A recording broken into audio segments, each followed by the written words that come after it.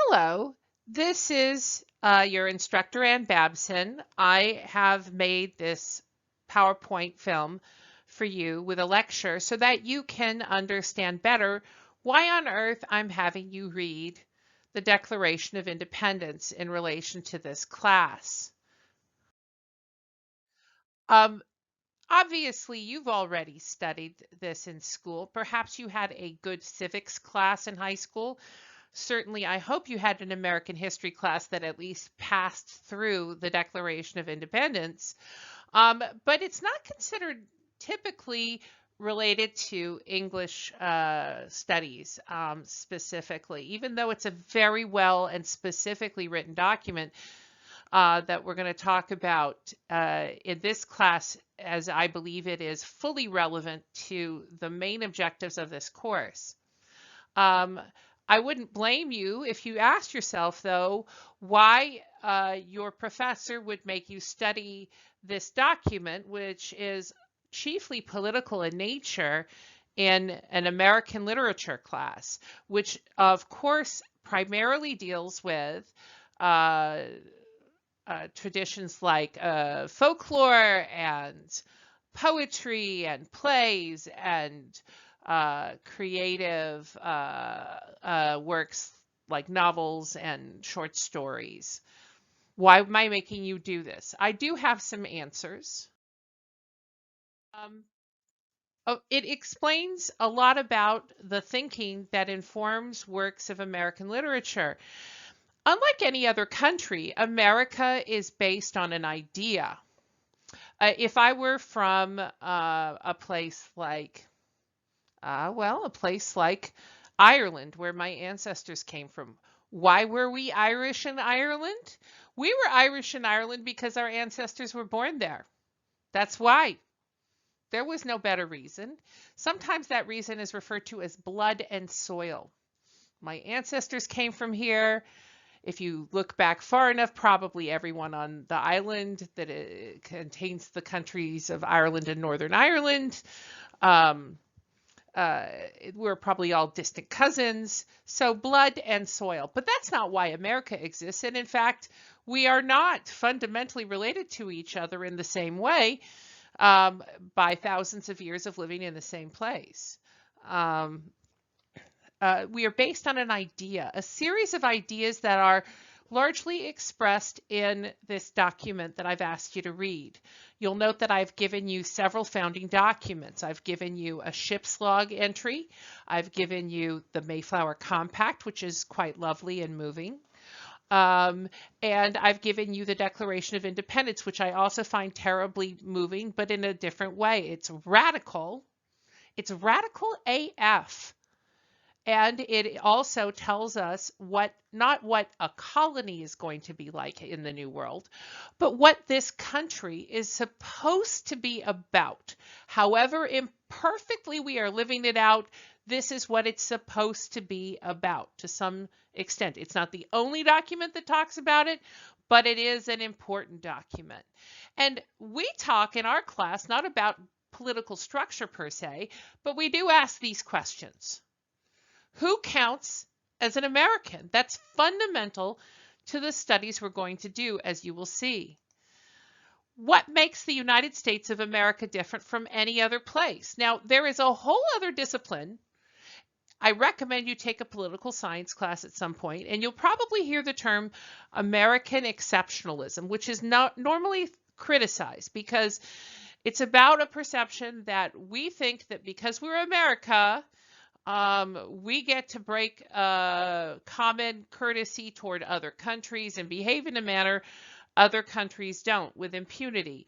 Um, that's simply out of the scope of this class. There could be a very good debate on that question.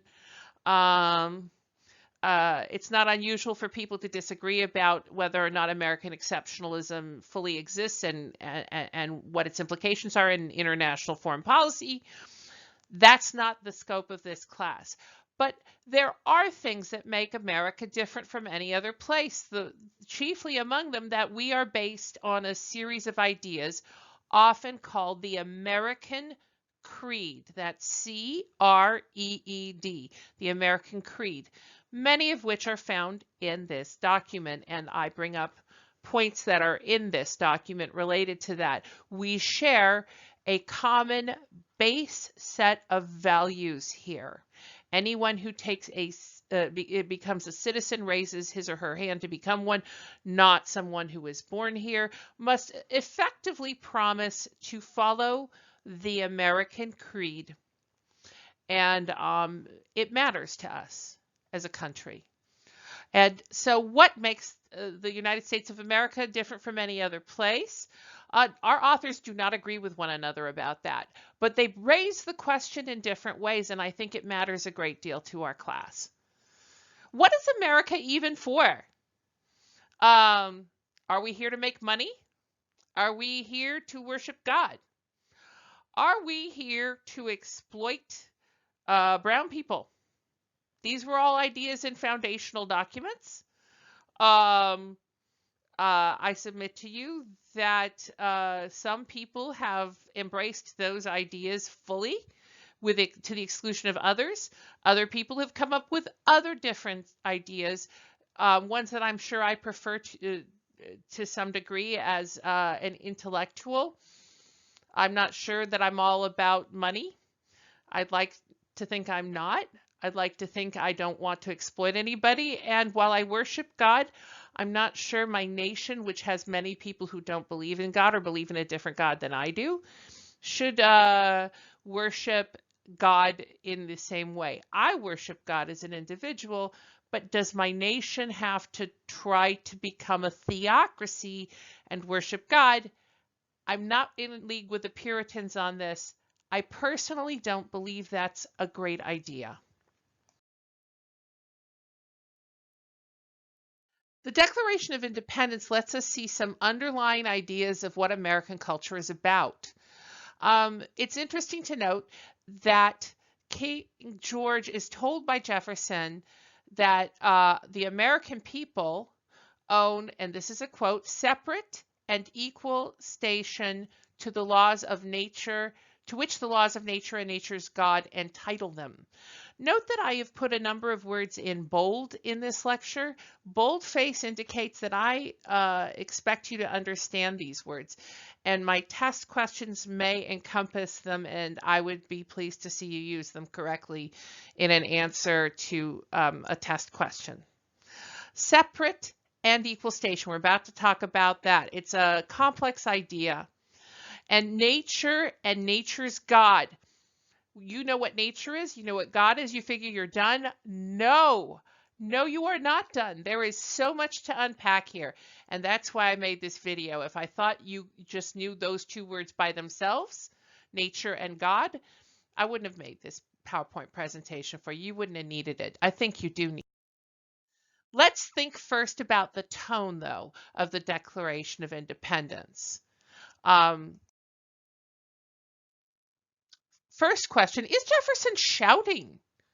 I mean, does it sound angry? I say no, indeed, he is not shouting. He sounds very chill, very certain. I might also say he is placid. He is placid as a postage stamp. He looks like this guy that you often see on currency or a postage stamp. He doesn't have any big anxieties. He's not about to throw a rock through a window. He looks chill. But he's not deferential to the King of England. He's not calling him Your Majesty. He's not bowing in his words in any way.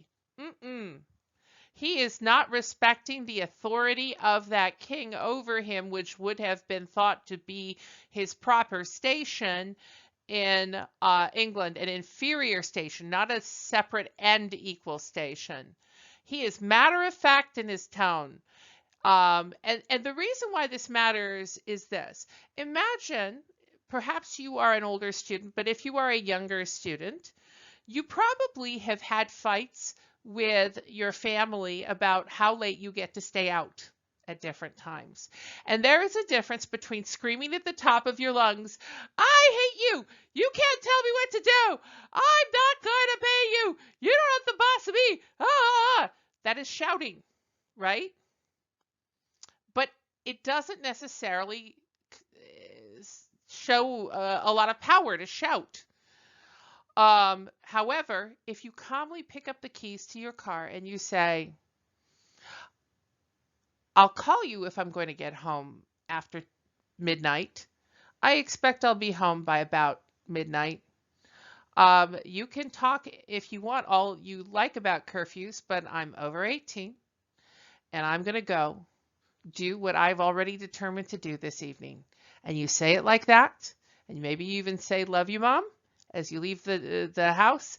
You are calm, you're not shouting, and you're acting like you're actually in charge. Jefferson understood this in his matter-of-fact tone. And he's saying with it, he stands in an equal position, as do we all, free by the natural right to walk away.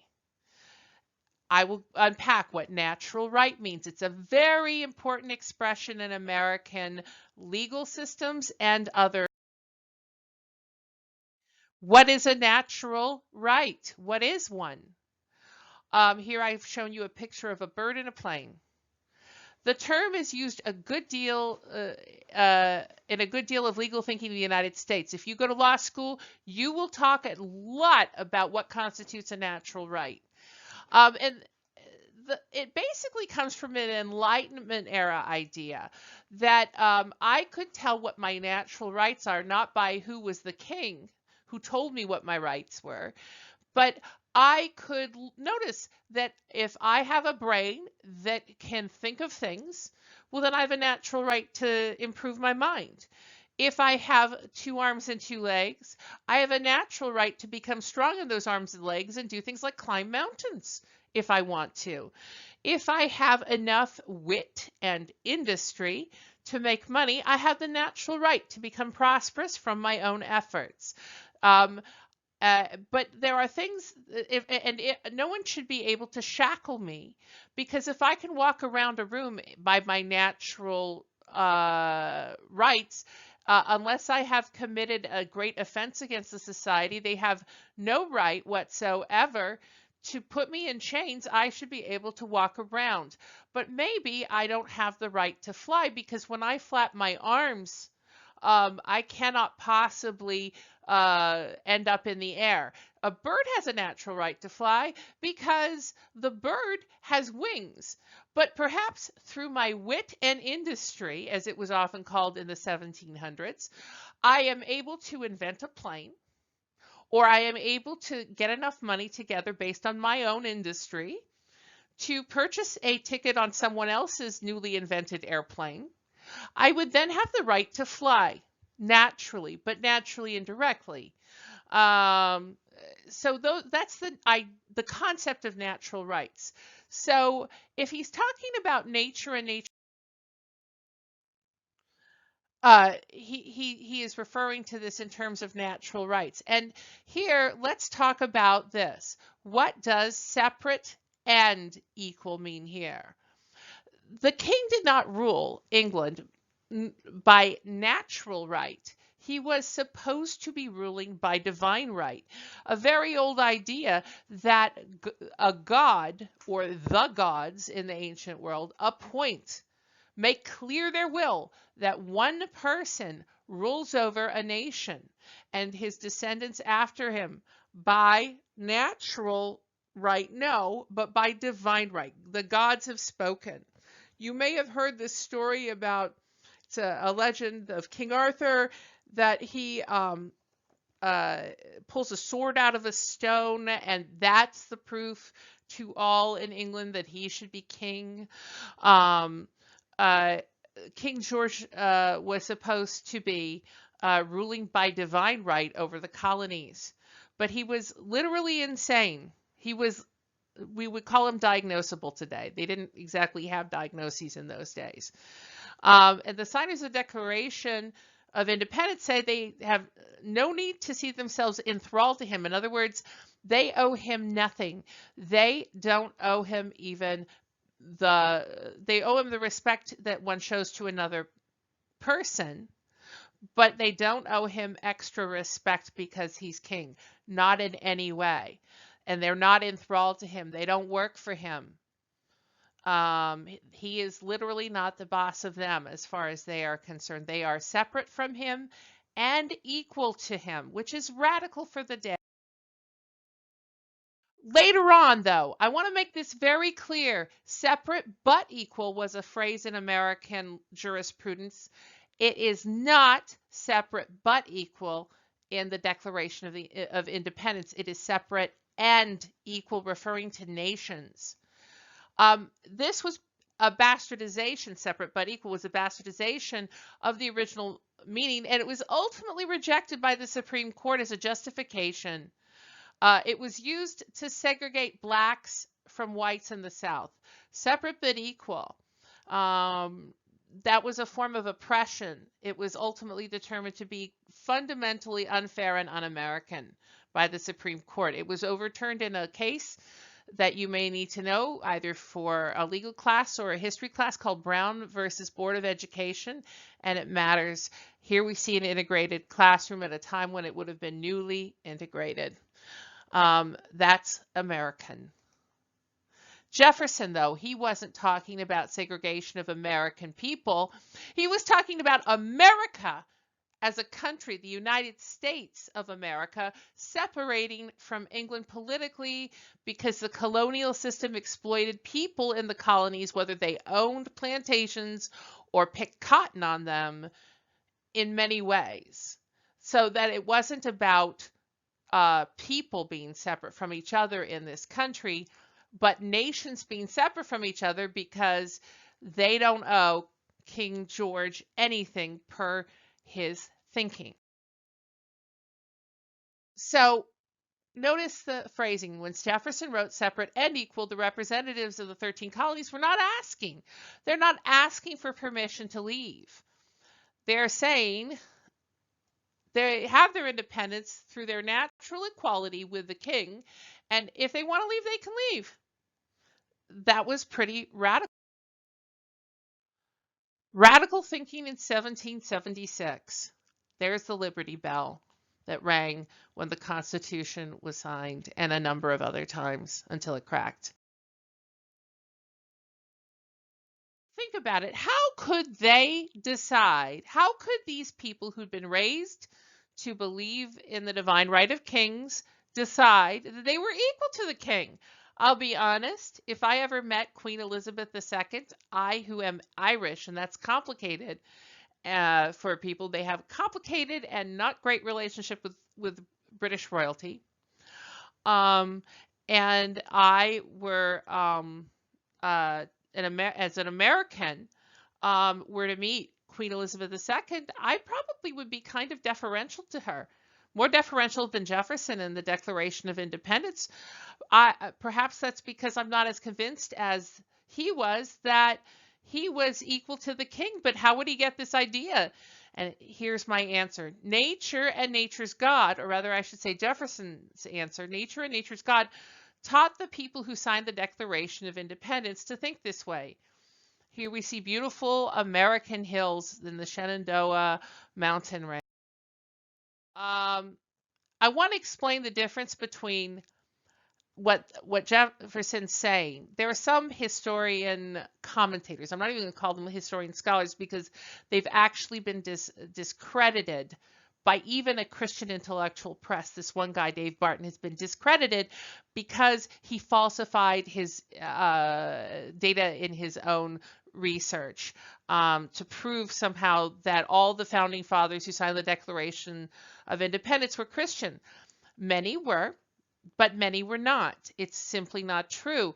And there is a difference between talking about nature and nature's God, and the God of the Holy Book, the Bible, specifically for the founding fathers, but a God in a number of holy books like the Quran or the Torah obey a different set of parameters in the thinking of humans than the operation of nature and nature's God.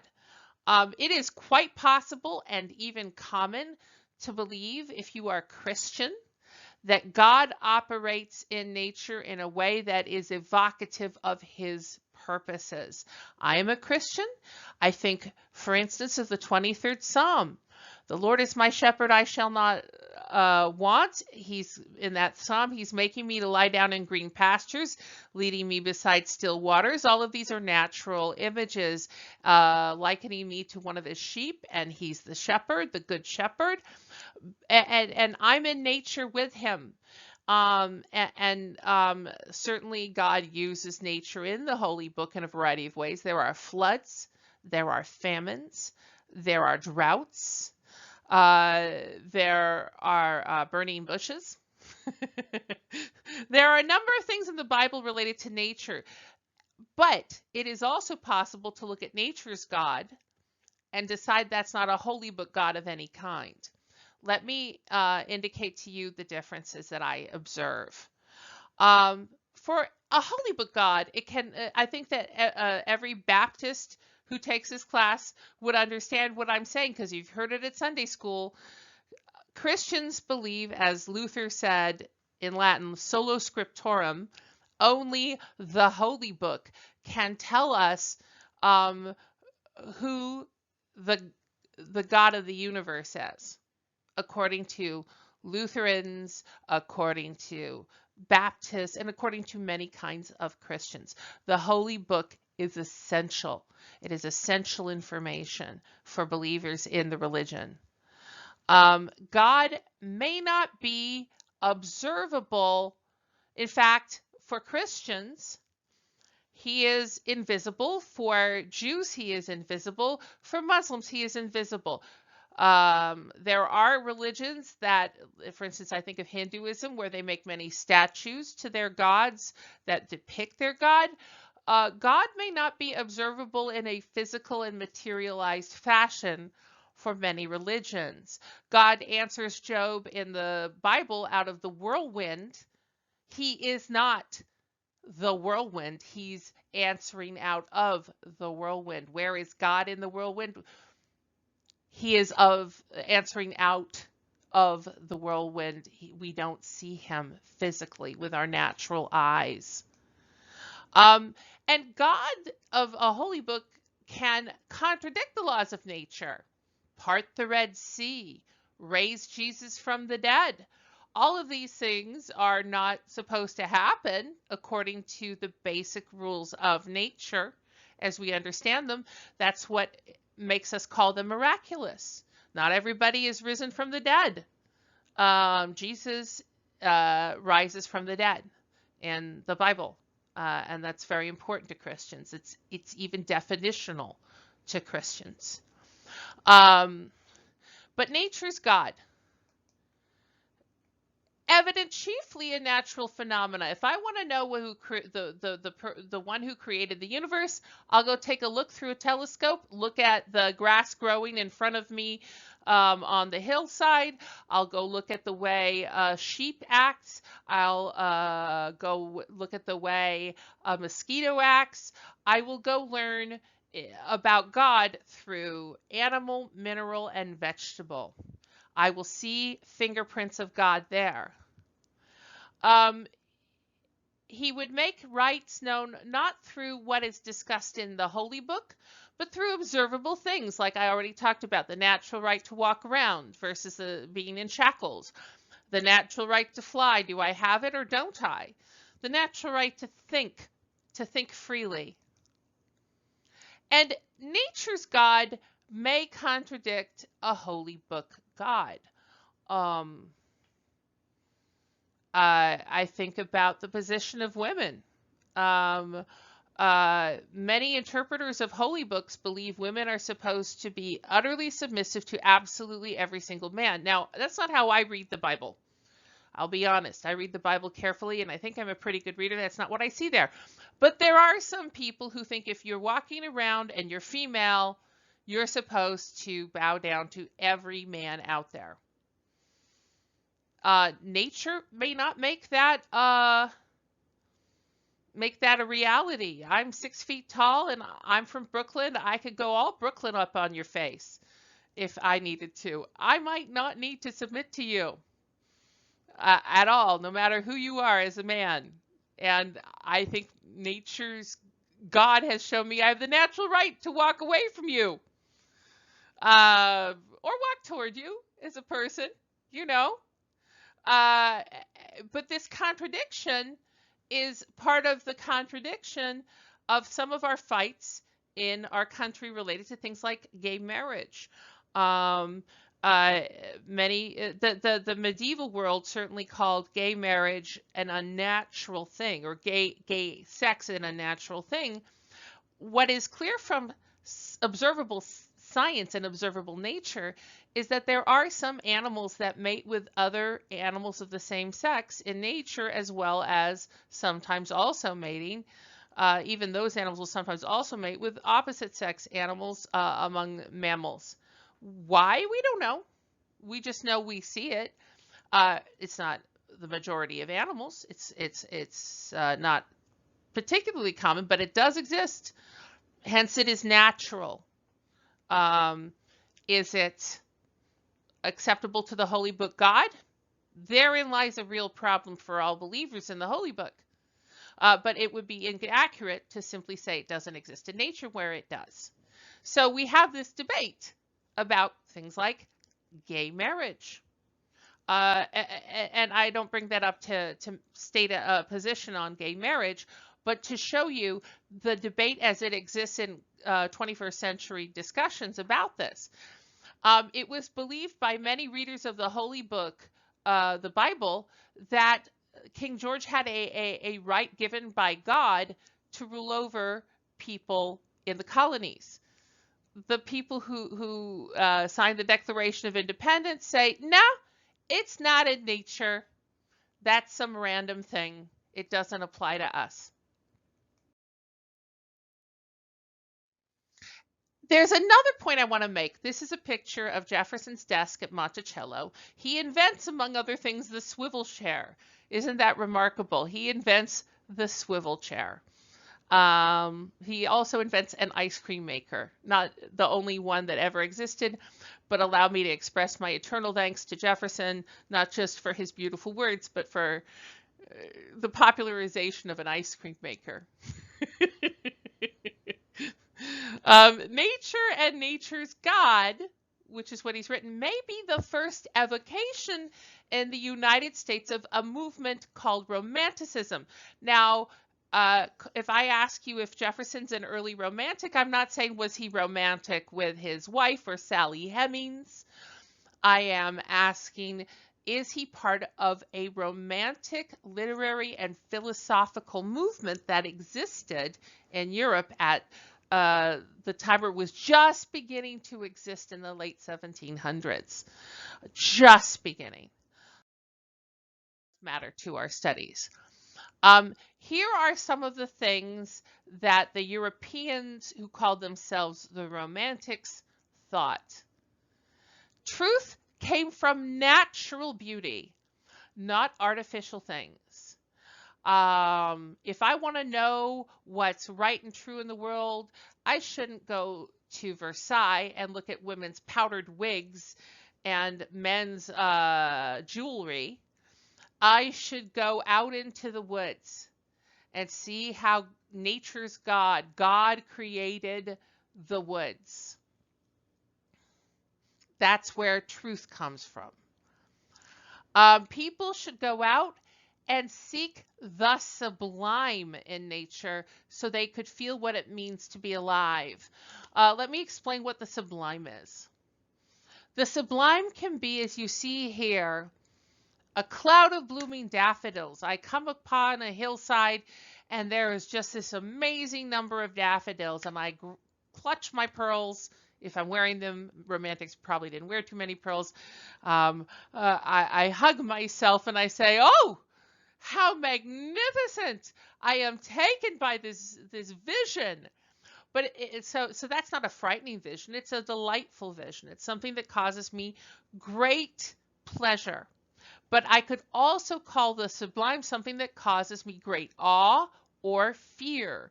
For instance, sometimes I drive down Highway 55 between Hammond and New Orleans, I've done it right at the point where a storm, a really dark sky of storm clouds is gathering, and I can see lightning in the distance, and I see how the wind is blowing really hard, and I'm actually quite afraid at that moment.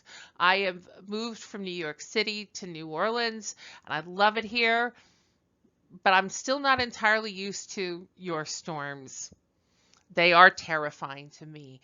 But that terror is a form of the sublime. I am struck by a kind of truth visible in nature. Nature can mess you up. I said I could go all Brooklyn on somebody's face.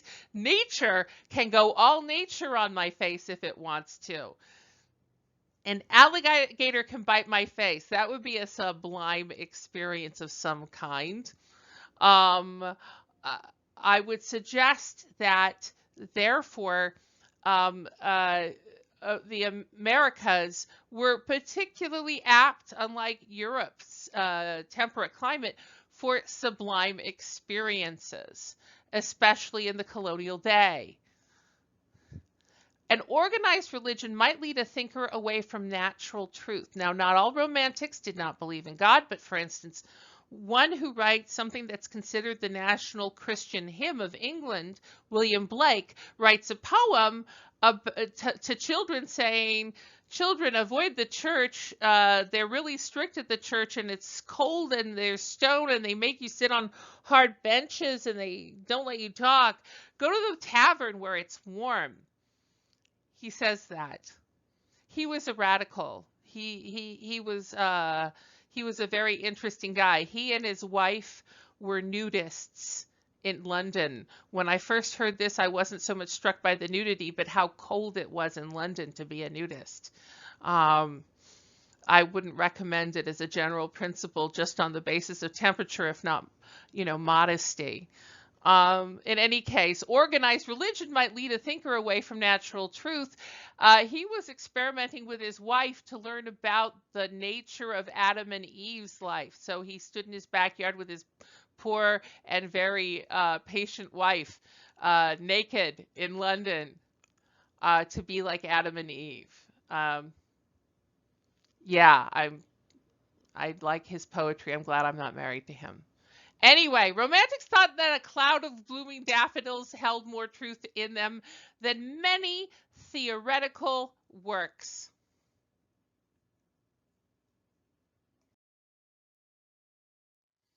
In America, this idea of natural truth took on a distinctly political tone, and we saw these vast vistas as hopeful. Maybe our destiny was, in fact, as later thinkers would say, manifest by our sea to shining sea, amber waves of grain, purple mountains majesty, natural experience. In this class, we're going to see that a lot of the literature we read evokes messages through nature which confer an idea of truth that the author had in mind. This is either during the Romantic period or a vestige of the Romantic period more often than not. Jefferson had additional radical things to say in this declaration. He said, we hold these truths to be self-evident, and it was so radical what he had to say after that nobody had ever held these truths to be self-evident, not in Western civilization anyway, not in his era anyway, that it would be as if I said to you, everybody knows that aliens live in our nostrils and cause earthquakes. I mean, is that self-evident to you? I joke, of course, but he was saying crazy talk things for his time, things that we now do indeed hold to be self. It's against all the rules of PowerPoint to just read you what PowerPoint says, but I really want you to listen and let your hair be blown back by these radical ideas from 1776. All men are created equal. They are endowed by their creator with certain unalienable rights. Among these are life, liberty, and the pursuit of happiness. To secure these rights, governments are instituted among men, deriving their just powers from the consent of the governed. Whenever any form of government becomes destructive to these ends, it is the right of the people to alter or abolish it and institute new government, laying its foundation on such principles and organizing its powers in such form as to them shall seem most likely to affect their safety and happiness. Okay, I just want to say, wow. I know that you've heard these words before, and you've heard them drowningly from people who don't have any radical ideas of their own particularly, but you got to understand how off the reservation these ideas were. They were cray-cray ideas for the time, and very beautiful, in fact.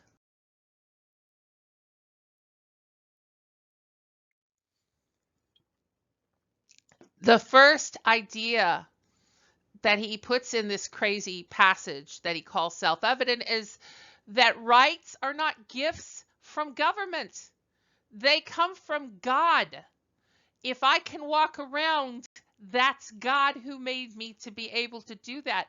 If I can get a higher score on a test than a boy in an era that doesn't let girls go to school, I should be allowed in the school based on merit rather than gender.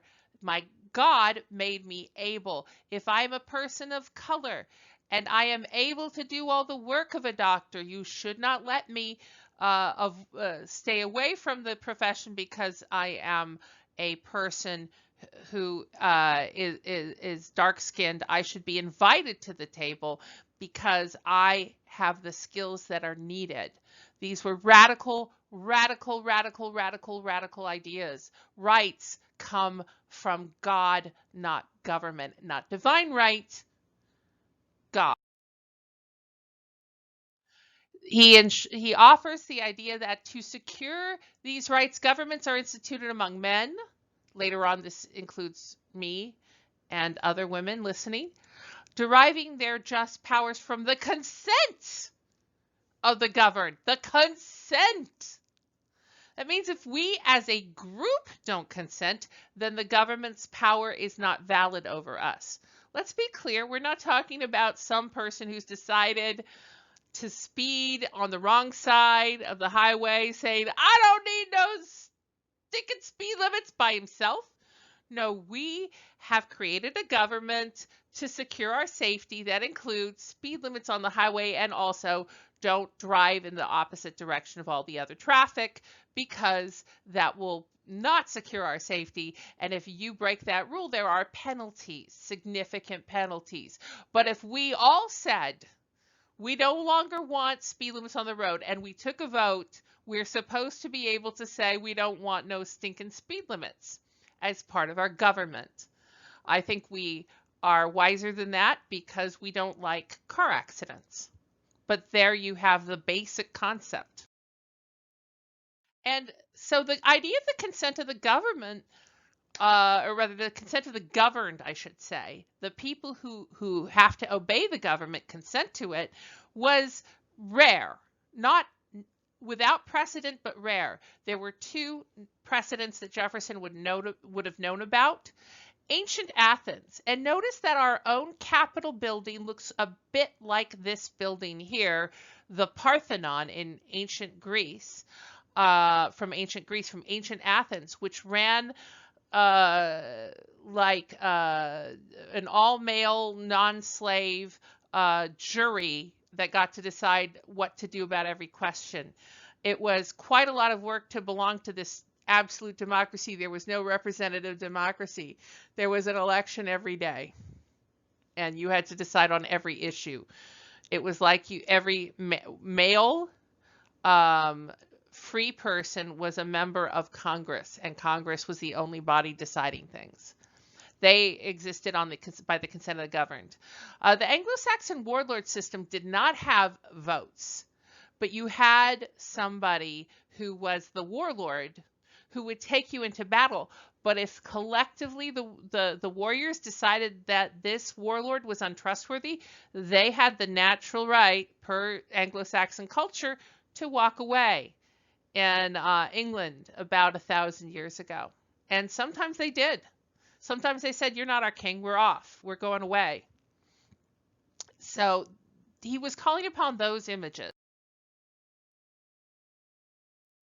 And Jefferson even says that any form of government that becomes destructive to its people could be altered or abolished by them, and they can set up a new government anytime that they collectively decide that's what they need to do. And it has to be the collection of people. It cannot be one crazy dude. It cannot even be 12 crazy dudes. It has to be, the majority of the people. But so it's radical. But what does this have to do with art? Here you see a painting by Keith Haring of the Statue of Liberty and people dancing underneath it as they are free. First, it means that we Americans decide our fate with our choices. Through our choices, I should say. We decide who we get to be. As an artist, that's very freeing. See the people dancing under Keith Haring's Statue of Liberty? They're free. We're free to dance as we see fit. All the old rules are abolished. We get to invent new rules as required. That is our prerogative. It is our natural right. That is what is true in government, applies also to art. We get to say what counts. We even get to say who counts. It's not some king who gets to decide what matters. If we say we care about who wins American Idol, well, my goodness, that is the truth. The people have spoken. We invent our art with no boundaries. Nobody gets to tell us it's not real art. They can respond to it in whatever way they like, but they can't tell us it's not real art. And therefore, we are free in ways that the people of Europe at the time Jefferson wrote the Declaration of Independence were not free to be creative. America gives its writers a radical creative freedom, not just radical in political terms, but radical in imaginative and artistic. We're going to see American literature breaks all the old rules of Europe, not right away, to be clear. The people you're reading right now at this moment in the class are generally obeying the rules of Europe, but certainly over time they do. And as we read in chronological order, look for increasingly modern and postmodern works that break all known rules of their day.